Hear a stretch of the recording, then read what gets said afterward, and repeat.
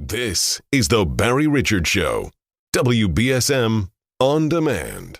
Without further ado, WBSM presents The Barry Richards Show. Streaming live on WBSM.com and the WBSM app. Call 508-996-0500. Text us using App Chat on the WBSM app. Now, The Barry Richards Show.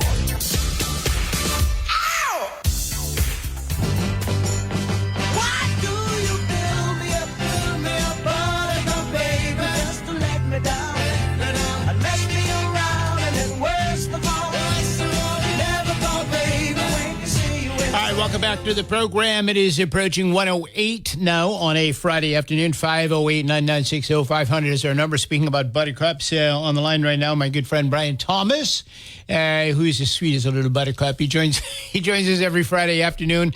And this is so sad. So sad. You didn't like that? I mean, I think you're just a little. You know, it's one of those songs that I wished I could kick it in the teeth. Oh my goodness! Come on, it was 1960 what? I don't know, 60. Who cares? Yeah, but that's what music sounded like then. Some of it did. You're right. Yeah. But at the same time, there was also some good progressive stuff coming out by the Jefferson Airplane, the Doors, the Grateful Dead. Creedence got its start in the late 60s. You know, there was some good stuff. There was a wide range of music in the 60s. The 60s were probably one of the most interesting decades for music because you had a lot of stuff from bubblegum to, as you mentioned, progressive rock and roll and different other things that we got. The folk music, anti-war music. A lot of different things out there. Don't forget the standards because Sinatra was still big. Tony Bennett. Yeah. A lot of those guys were still big in the 60s. Motown was slamming it. Oh yeah. Yeah, I mean there was a lot of interesting music back in the 60s, no question about it. So 60s and 70s I enjoy the music a lot. And then by the 80s I started to kind of lose interest. And today you can't even get me to turn on a radio. So Really? Yeah. Not much going on out there today. I suppose you like talk radio. I don't even listen to talk radio because I do it. You know, it's like if you scoop ice cream all day, the last thing you want to do when you get out of work is go for ice cream, right? You don't go hang out at Newport Creamery. I don't know about that. Yeah, well, my doctor wouldn't let me. Hey, we got a lot of stuff to get to here, so let's dive right into this. And I can't right now. I really can't. I got to get over to the Office of Environmental Resiliency. Aha, okay. The Department of Environmental Stewardship, Resiliency and Stewardship. Yeah, Steward who? Yeah, Steward who? Steward Healthcare. Look what happened to that, right? Yeah, you always ask what I'm going to talk about tomorrow. A lot of it dealing with Stewart, but more to the point, the 100-page bill that the legislature has rewritten to combat what Stewart started here, just to let you know. Yeah. All right, good. And you can fill us in a little bit more just before we wrap up on what you're going to do with that. All right, so let's start. I'm going to take it out of order things. I had some other things.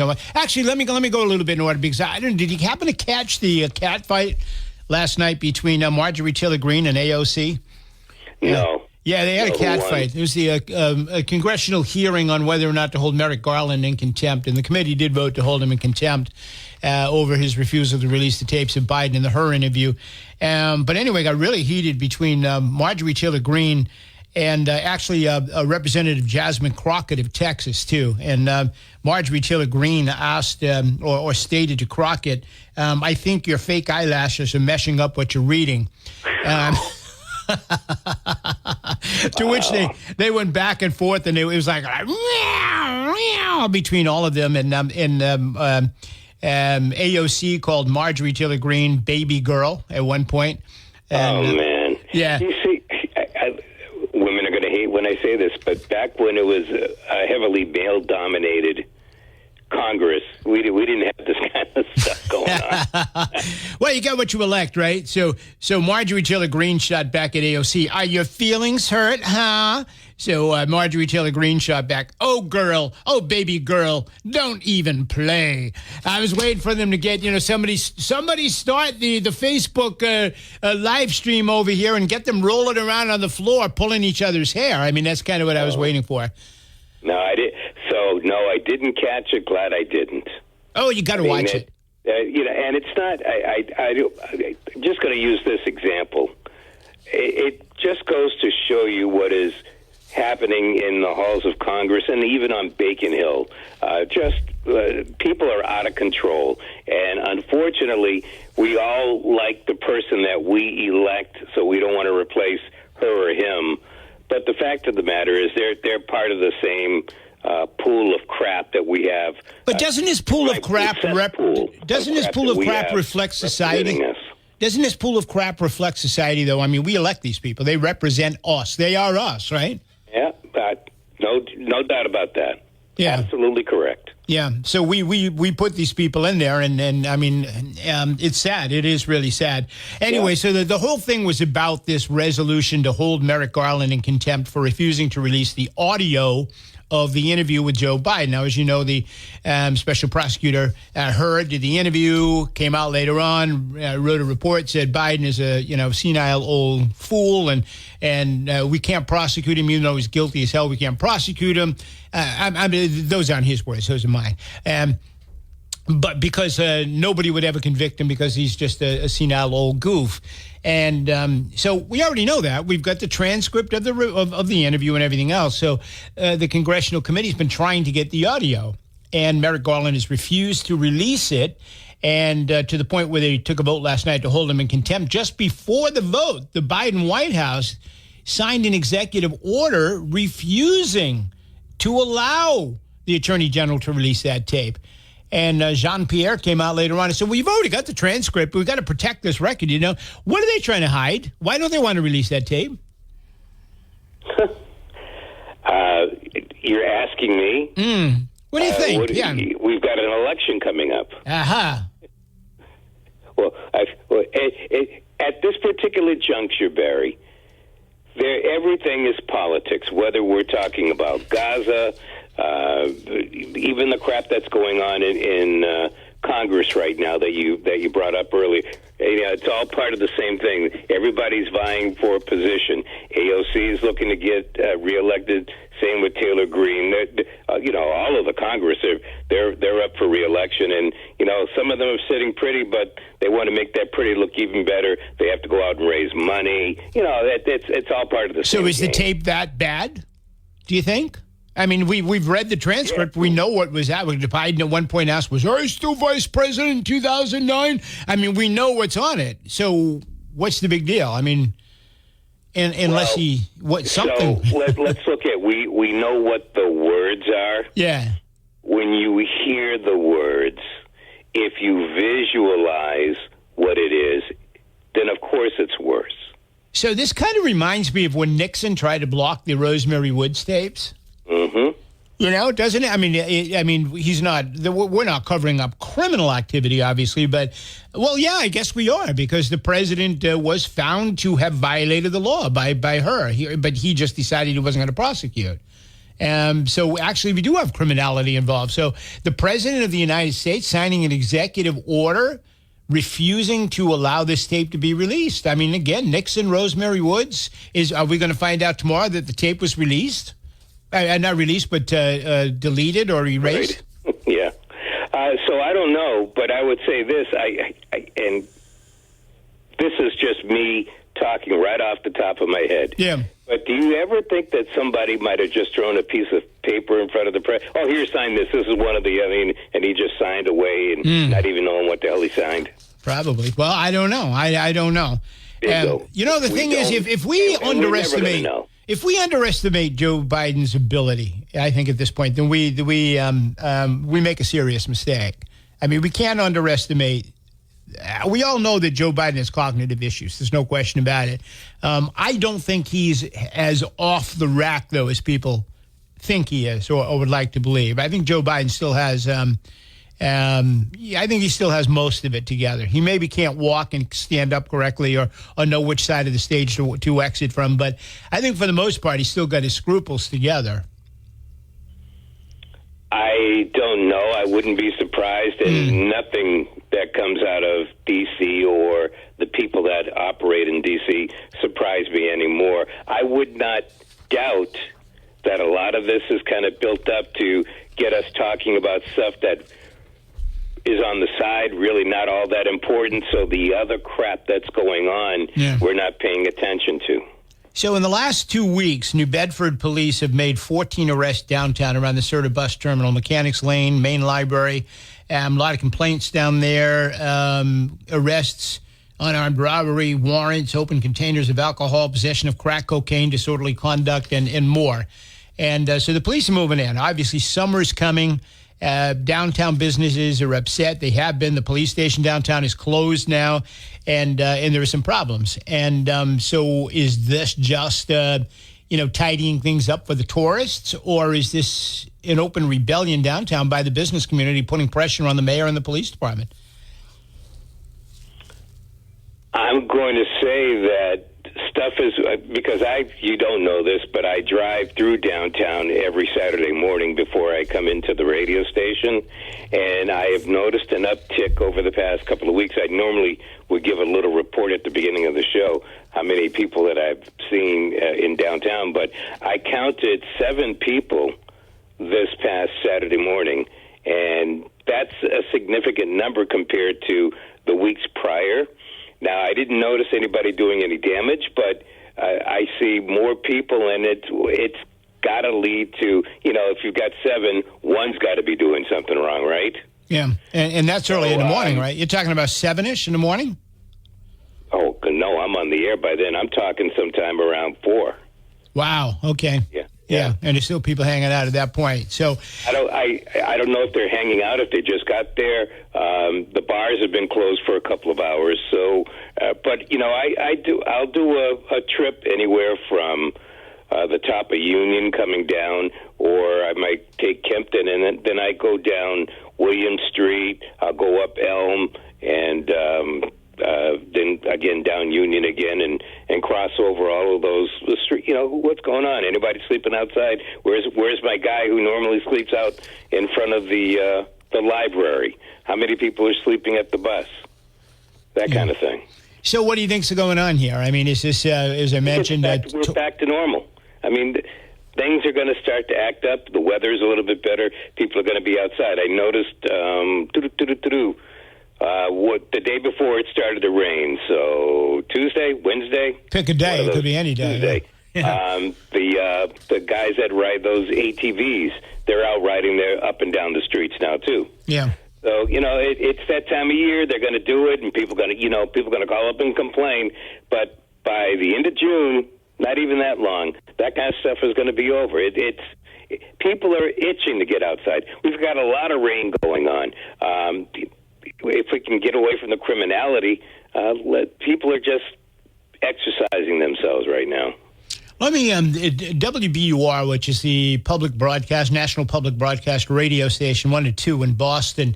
Interesting, as you know, Maura Healey's been in Rome all this week, and she and Michelle Wu, the mayor of Boston, were delivering keynote addresses at this huge climate crisis conference. I think it's called From Climate Crisis to Climate Resilience.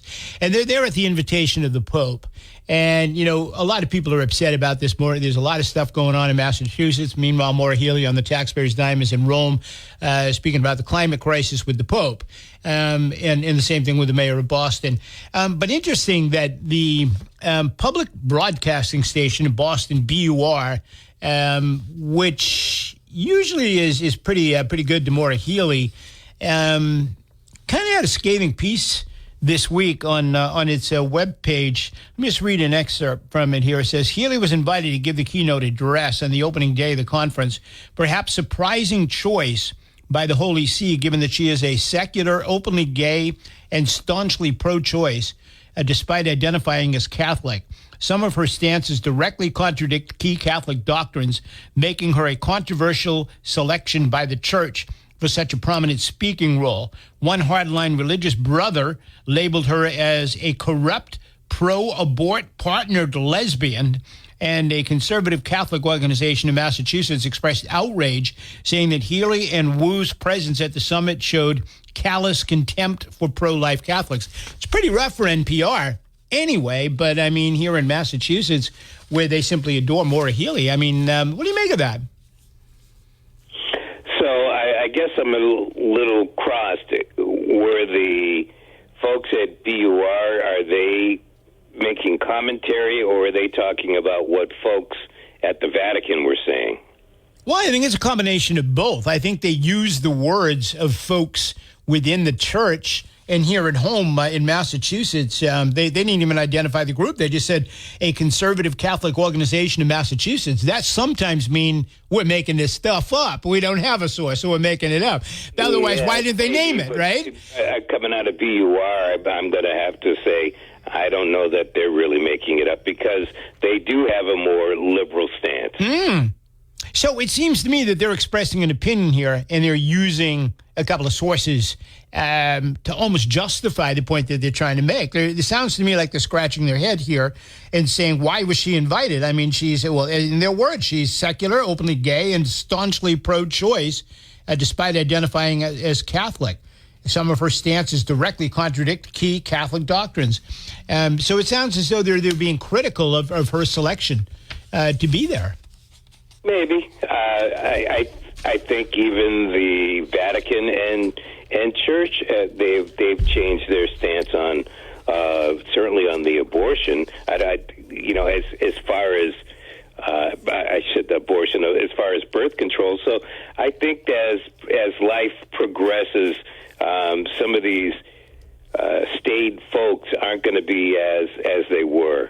I don't know what to think about BUR. I know that they're in some financial problems right now. Maybe that's what they're trying to do, is try to get up some more donations by changing their tactics a little. Yeah, and attacking the governor. So we had a poll out this week. The Retailers Association of Massachusetts had a poll out indicating 48% of Massachusetts residents now believe that the state is heading in the right direction. That's not a bad number, but it's down from 59% a year ago. So that's a significant drop, 48%.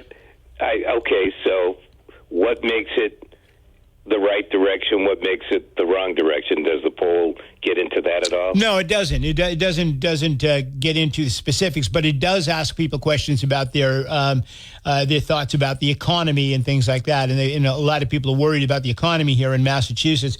A lot of times they don't. The pollsters never ask in-depth questions. It's always a surface question like that. Are you satisfied with the direction? Do you think it was a three choice? It was a multiple choice, right direction, wrong direction, or don't know. So that's the way it was presented to the voters. But 48% down from 59% a year ago. And as far as Maura Healey's favorability rating, 54% give her a positive favorability rating. And I think it was, my God, off the top of my head, I want to say 42%. Not a good favorability rating, but that's down from 60% last year. So that's down a full 6 points. So it seems to me as though the folks in Massachusetts are becoming at least a little bit concerned about the direction of the state and about Maura Healey's leadership, even though the majority of them still think that she's doing a good job. Let me ask you before I make a comment. 48% think that the state's going in the right direction. How many? That was down from a year ago. Yeah, down from 59% a year ago. Yeah, but how many they don't know? Well, do the math. What is it? I'm trying to think if I have the poll in front of me still. Might have it in my big stack of stuff here.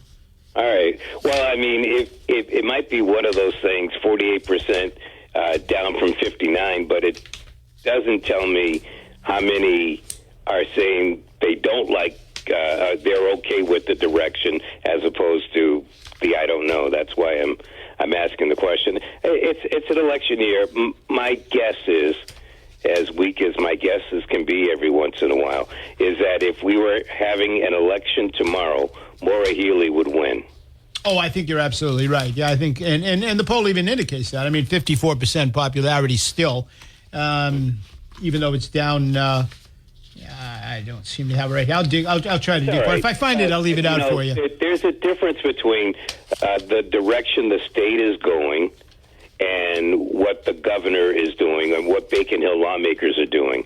I think you throw in the immigration issue that we have going on here in the Commonwealth. You talk about housing and whatnot. Some of that you can lay the blame on Maura Healey. Some of that certainly goes back to the administration before. It's just a general malaise that's going on here in the Commonwealth. And as people don't like to admit it, but we keep on hearing, well, back during the COVID days. Well, there is some of that back during the COVID days that still exists today. But a few of us were talking about the fact that we were going into this downturn long before there was even a thing called COVID. And so it's finally starting to happen, and governments are running out of money. This whole resiliency thing that we're talking about with the air monitors, it comes courtesy of a grant. This money is going to run out. That's COVID money right there, American Rescue Plan money.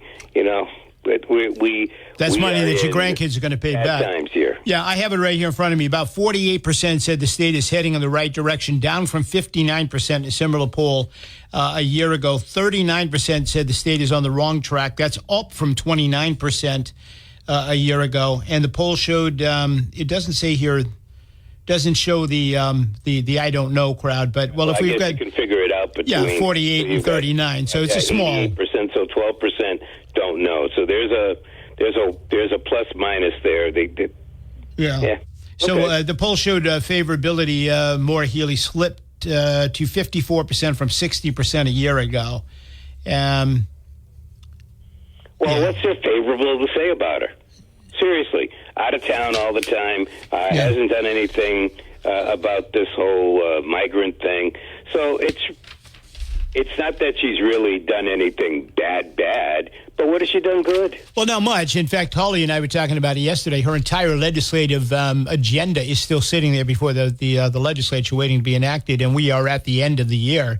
Not only are we at the end of the year, but we are, because the legislature wraps after the budget, but we are at the end of the session, which means anything that has not been acted upon has to be refiled again. So, she's really got nothing done except travel 47 nights. According to Politico, she's been out of state, and this is before she went to Italy, and I think before she went to Puerto Rico, too. But she's been out of state 47 nights in 67 days in the 16 months that she's been governor. So you just alluded to it, and we're running short on time, so I got to get to this. The installation of air quality monitoring network in New Bedford is announced by the administration today. City's Office of Resilience and Environmental Stewardship partnering with some private company here, and we're going to get monitors all around the city that's going to monitor the air quality. And data will be collected on air quality levels across the city to guide policy decisions and drive climate action to bring cleaner air to New Bedford. And I raised the question in the last hour, so we get a report in from one of our sensors that we got clean, we have dirty air. What does John Mitchell do about it? Does he send people out with giant toothbrushes to scrub the air? I mean, what do we do? I don't know, but I think I would rather have those sensors replaced with better roads. I was driving, I forgot, County Street and another street, Brownell, the other day, and I got to tell you, I got to take the car in to get another alignment because the roads are just so terrible. Simple things that could be taken care of properly never get taken care of, but you get these damn air quality monitors. Again, what can the city do?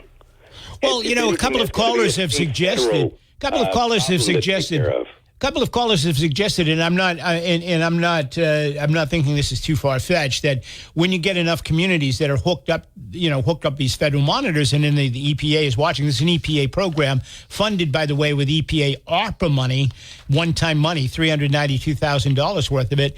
Then the EPA is watching, and either they monitor it or you have to submit a report to them, and then some hot July day when it's muggy, the EPA says no driving in New Bedford today because the monitors show that your air quality is bad. So you got to keep your cars parked. Nobody gets to drive. And that's a great point. But here's another one. The air quality really gets bad. The weather's getting nice, and you can get that really fishy smell in the city. You know what I'm talking about? I do. Especially around near the canning plants and whatnot. What happens when that triggers off the alarm? What are you going to say? That the something's canning plants fishy have to close here. down? Yeah. So Really? This is $392,000, right? A one-time grant from the EPA's ARPA, slush fund here. So we're going to do all of this with this. So the thing I always try to educate my audience on is that one-time money is the worst kind of money to spend for programs because when you do, you create a structural deficit. So next year we've got all of these monitors over the city. We're working with a private company that's going to create a dashboard for us so that citizens can go and read these numbers for themselves in real time about the air quality. Well, after the grant's spent, who pays next year? Where does the money come from to keep this program going? And what did you ever know that this Office of Resiliency and whatever it's called? Did you know it existed? I think I laughed at it once before. It's the Office of Climate Change. We have there's actually a person in charge of climate change in New Bedford now. Michelle Paul. Yeah, Michelle Paul. She's in charge of climate change. So Michelle Paul and John Mitchell.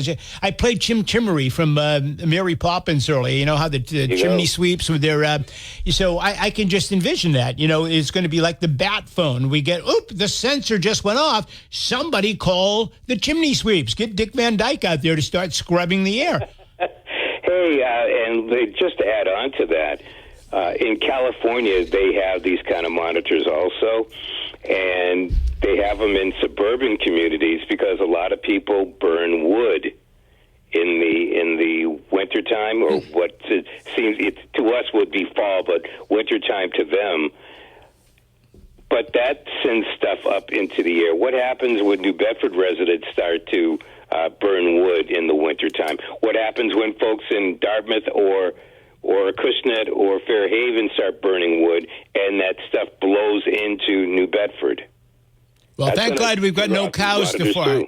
We've got no cows farting around New Bedford. So, Brian, I got to hold you right there, my friend. We're well beyond the limits, and I got to get a spot break in, and then we're going to get some calls on the air. So what's up tomorrow? You mentioned before, give us a quick preview of tomorrow's program on Brian's Beat. Well, we've talked about Stewart. There's a bill up at the State House, Beacon Hill lawmakers, and basically they're trying to overhaul the state's healthcare system. They're trying to combat problems that they don't even know exist, or if they exist. And we're going to talk about that tomorrow on the program. Sounds good. 7 to 9 tomorrow morning. Brian's Beat on WBSM. Thank you, my friend. Appreciate it. Thank you. Have a great one. All right. No farting downtown, no. We got to take the break. We're coming right back after this. Your calls are next. All right. 508-996-0500 is the number. I got to tell you, frankly, look, I've stated this before. I have nothing personally against John Mitchell. I think John Mitchell is a great guy. Personally, I think John Mitchell has done a great job with the city of New Bedford. I think there's more that he could do with the city of New Bedford. But sometimes when you see proposals, not even proposals, but actions like this being implemented or being thought about or being considered, you got to scratch your head and you got to say, I think maybe the time has come that he move on somewhere else and that we look in a different direction. I don't know about you, but I'm traditional, old school kind of guy. I grew up, you pay your taxes and you expect your politicians to, make sure the trains are running okay and to make sure here in New Bedford that the street potholes are filled like Brian was just talking about and the trees are taken care of, cut and all that, so they're not falling on people's cars and curb cuts you know what I mean? Trash is picked up, all of those kind of things. We've entered into a new realm of government in this country where the government is getting involved in areas that, first of all, we never intended for them to get involved in. And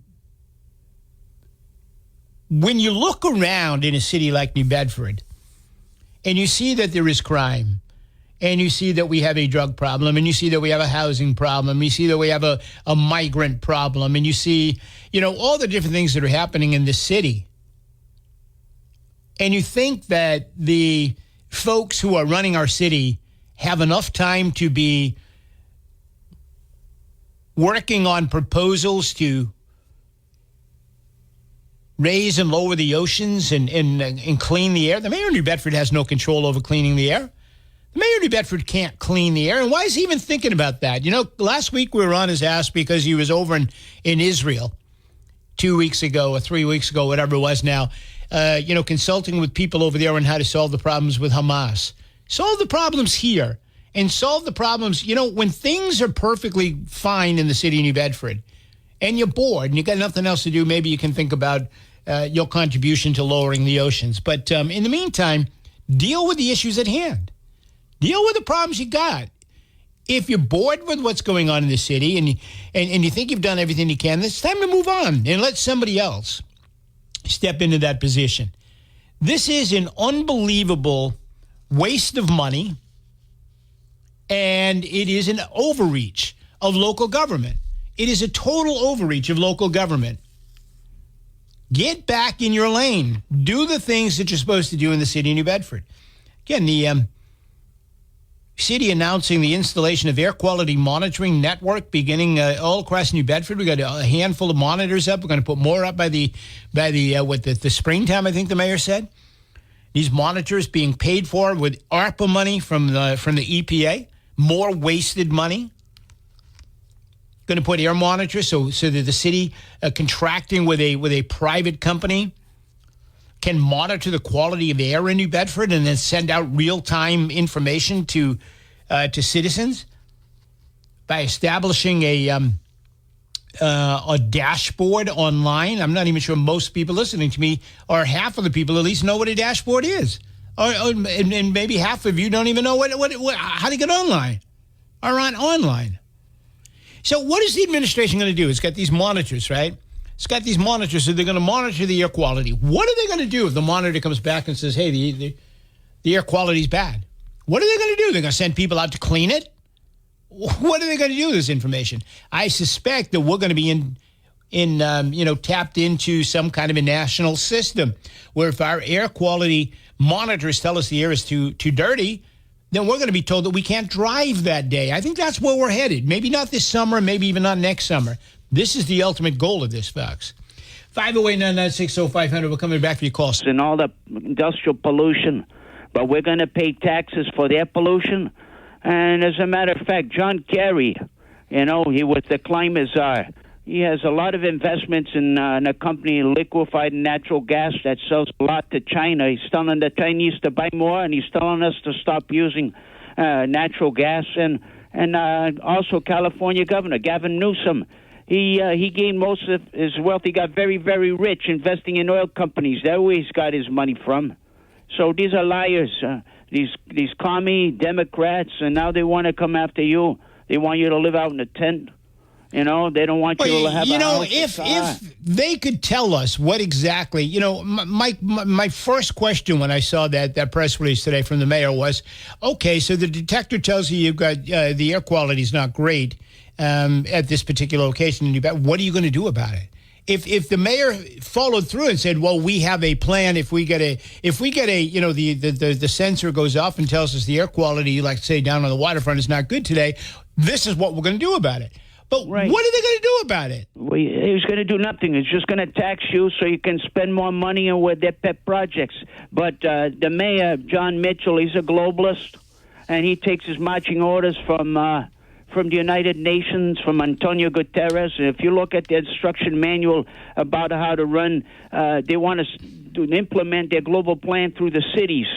From cities and work their way up. So he's a globalist, and the mayor may come on and pick his favorite song or whatever, but he wants you to live out in the woods somewhere, and he wants you to, basically relieve yourself into a plastic bowl.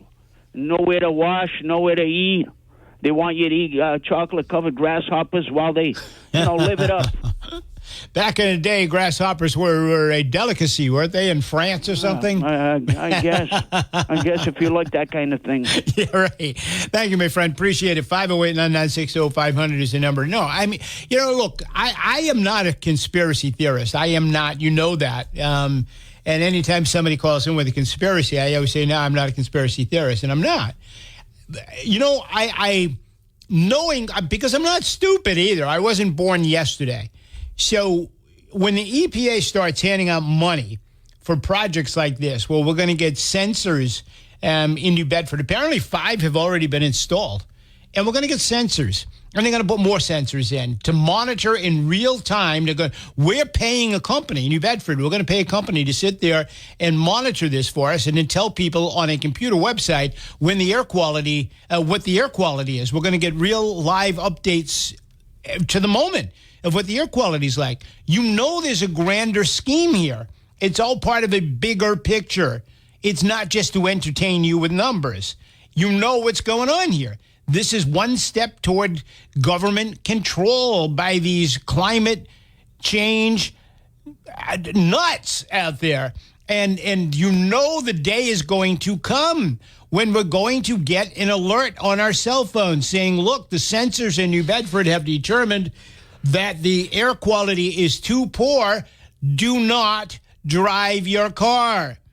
You cannot drive today. This is a day when, remember back when we had the gas shortages back in the 70s? Back in 73, and I want to say, 77, 78, something like that, if I remember correctly. Even numbered license plates with an even number at the end, or plates with an odd number at the end. You could get gas based on the coordination of that number. For example, if it was an even day on the calendar, today is the 17th. So if you had an odd number at the end of your license plate, you could get gas today. If you had an even number, you'd have to wait till tomorrow.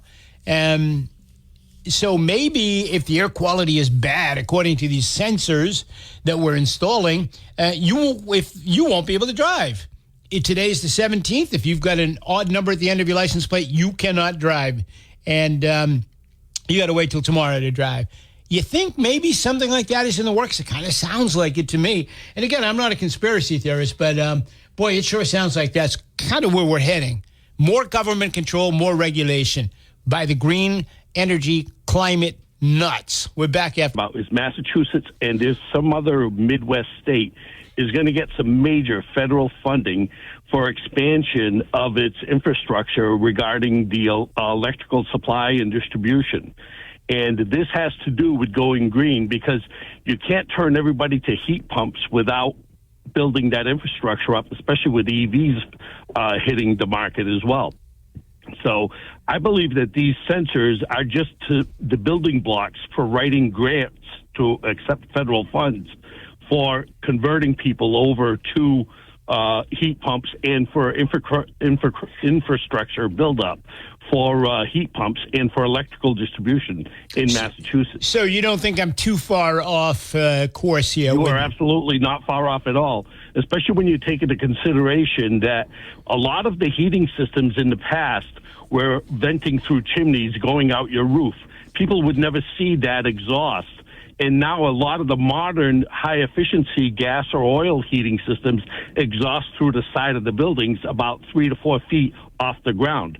So that pollution that comes out, the exhaust, is actually at a much lower elevation than it's ever been in the past, where people could actually possibly breathe it. You would never have seen it in sensors before. You're going to see it now. So they're probably getting the information they need so they can actually leverage that information into money for federal grants. Wow. Thank you, my friend. Good stuff. I appreciate it. I wish I had more time to spend with you. I got to hit the news. So, yeah, there is something bigger than this at play. I mean, John Mitchell didn't just go out one day and said, hey, gee, let's put some sensors up so we can tell people